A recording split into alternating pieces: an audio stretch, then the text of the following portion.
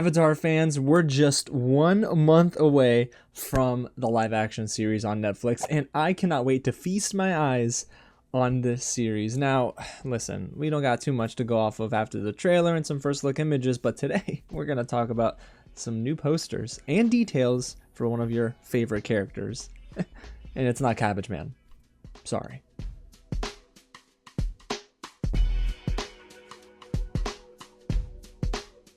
What's going on, you guys? James here with some real news, and happy Friday. Oh, it's a happy Friday indeed if you're an Avatar The Last Airbender fan, because we just got 4 brand new character posters to look into, to break down, and we got a brand new interview with the showrunner Albert Kim, who gave us some details about Azula and the series itself. Now, each of these posters were shared today, and an interview went live right around the same time, so I don't think it's any coincidence because the series debuts on Netflix February 22nd. And if you're wondering, am I going to cover it on the channel? Am I going to react to every episode? You bet your bottom dollar I am. So go ahead and hit the big red button below, subscribe to the channel, tap on that bell, like this video, and get loud down below in the comments, and let me know which character poster is your favorite from today's drop. I've got one, and it might not be the one you think. Alrighty, you guys, so let's get right into the news. Like I mentioned, today on X, the Avatar The Last Airbender Netflix account shared 4 brand new character posters and really just promoted the release date once again, February 22nd. And each of these posters has a tagline that says, "Master your element." And I gotta imagine we're gonna master more than that with this series. Hopefully, we're gonna master and overcome the live action stereotype, which is, well, series don't work well from animated or anime to live action. One Piece got close, not exactly all the way there, but I'm confident about Avatar The Last Airbender. And like I mentioned, an interview also went live, which we'll break down later in this video. Not too many details, but some stuff for us to chew on.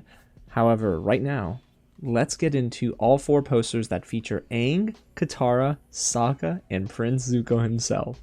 Beginning with The Last Airbender, Aang.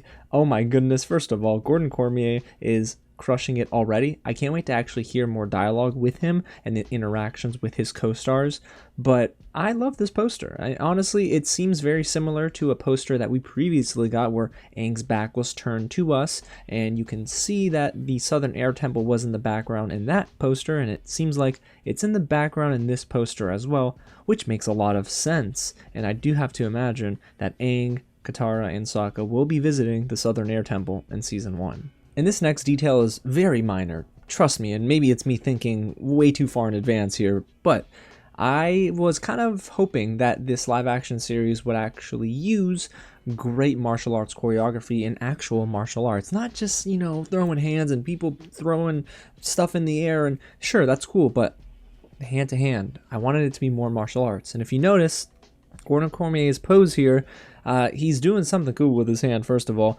but it does give off the martial arts vibe. So if you guys are martial arts experts, let me know down below if this is an actual pose in martial arts, and if it is, great, because I want that in Season 1.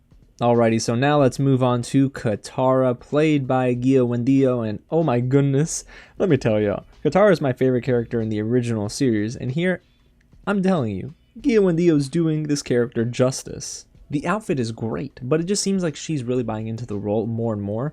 I know we haven't really gotten a full trailer, we haven't really seen dialogue, or heard dialogue, excuse me, but I'm going to imagine that she's going to bring the heat with this role, or the water. Yeah, it wouldn't be heat. And of course, you see some igloos in the background, and I thought I could make out maybe a person as well, but I'm not too sure. However, I am sure that this is the Southern Water Tribe. I said that in my best Sokka voice. You guys catch my drift.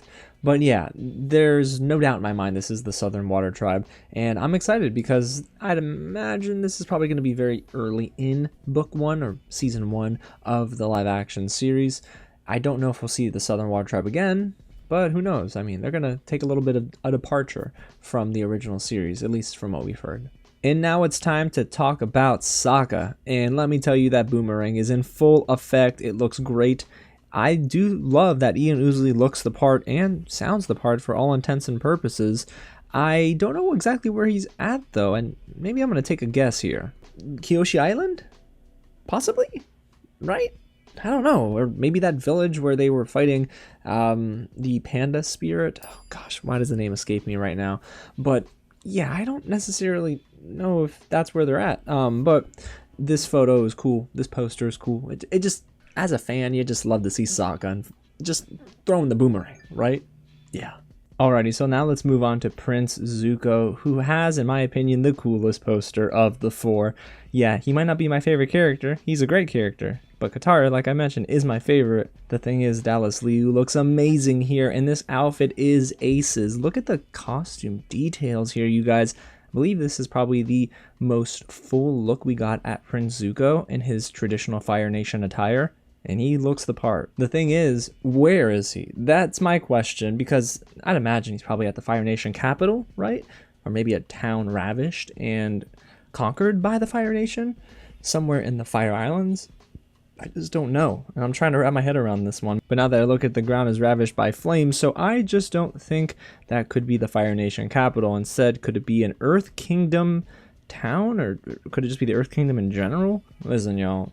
Beats me, but I'm sure we'll probably find out when the series debuts on Netflix. Now, that's all you have, basically. That's all we have to talk about with the 4 character posters, but there's a little bit more in today's news roundup, because we got some details on Princess Azula herself, played by Elizabeth Yu. Showrunner Albert Kim was interviewed by Games Radar today in an article written by Tara Bennett titled, "Netflix's Avatar: The Last Airbender will depict events never actually seen in the original series." Now, if you've been following my news updates for the series, you know that we already talked about them taking creative liberties and maybe diving into some fresh material for this adaptation. But I love the part of this article where they dove into Azula and really just us figuring out what they're going to do with her, because in the original series, you remember, she was only at the end of book 1. But here in season 1, well, according to Albert Kim, we're getting a lot of Princess Azula. And I quote, "During the interview, Kim goes on to reveal that antagonist Azula features much more heavily in the new series' first chapter than she did in the animations, since he and the writers, quote, had the advantage of knowing a lot of things that are ahead." And then Albert Kim goes on to say this, "We play to that. We know how big a character Azula becomes in the series, so we had the benefit of hindsight in fleshing out her character and being able to tell a story with her in it in season 1. Now that is awesome to me, because really, it would have been cool to get more backstory with Princess Azula. We got a lot of backstory, I'd say, with Prince Zuko, but with Azula, it's kind of surface level to a degree. So that last part of the quote is what gets me. Being able to tell a story with her in it, right? So that could mean a lot of things in present time, where it's just Azula trying to go and hunt the Avatar and spite her brother, or it's really Azula doing that and us getting a layered backstory for her character. Now, I believe there's only 8 episodes, so there's really not going to be too much, right, that we can dive into. There's not a lot of runway, even though they're hour-long episodes, but still, I'm excited for that, because Azula's a character that, even though she's a jerk, it makes sense for the plot. And then right at the end of this article, there's a cool paragraph that talks about the series in detail, and basically how it's going to be structured. Season 1 will apparently not be an Adventure of the Week type of show, and that's how it was.